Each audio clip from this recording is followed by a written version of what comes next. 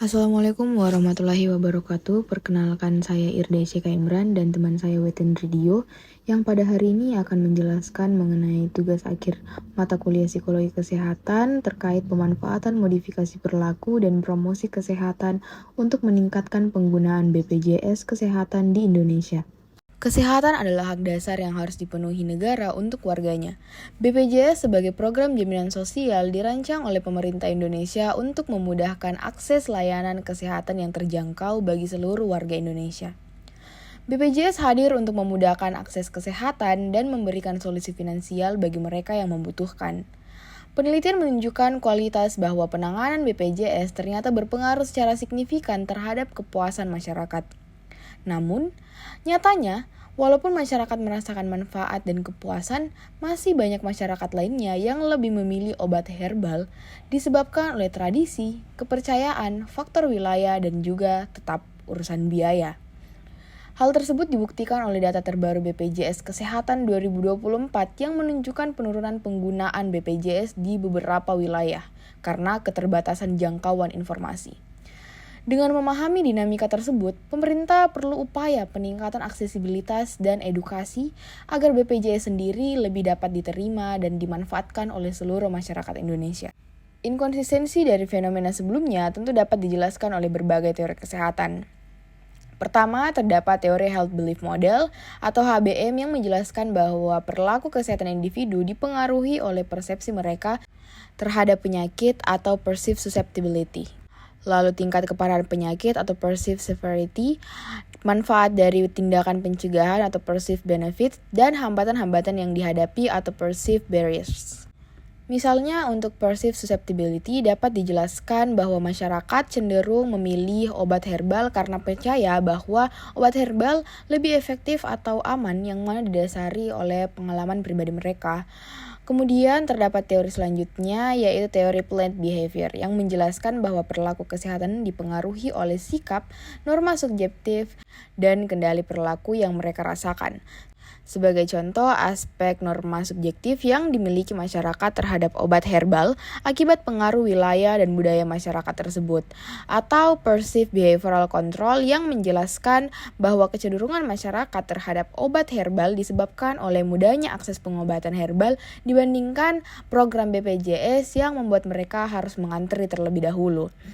Nah, untuk meningkatkan kepercayaan masyarakat terhadap layanan BPJS Kesehatan, dapat dilakukan dua langkah intervensi. Yang pertama adalah promosi kesehatan dengan berdasarkan kepada Health Action Process Approach.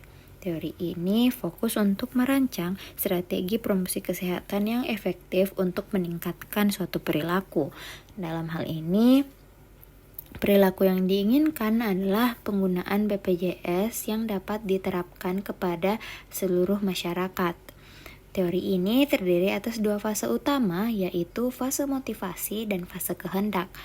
Dalam fase motivasi dijelaskan bahwa individu akan mempertimbangkan resiko dan manfaat dari suatu perilaku untuk membentuk niat melakukan perilaku yang diinginkan.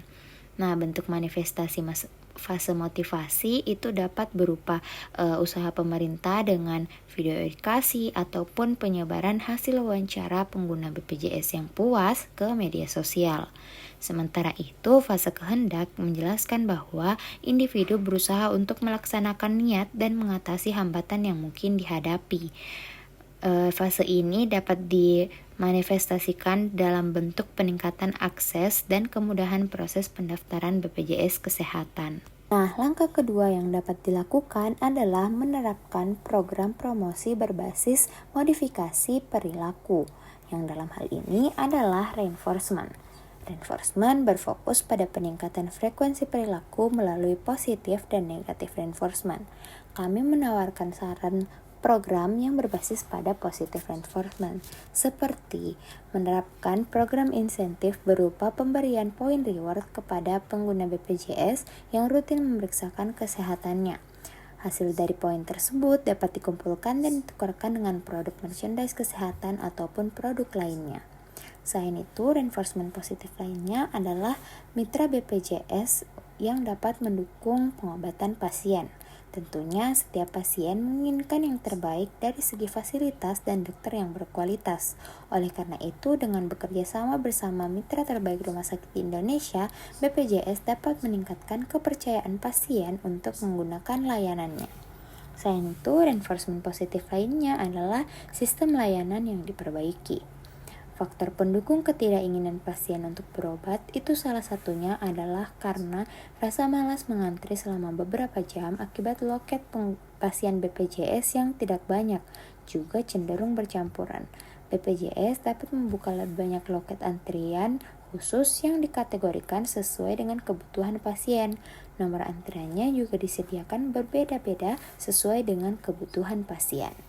Oleh karena itu, BPJS akan melayani dengan pasti, positif, amanah, solutif, tanggap, dan berintegritas.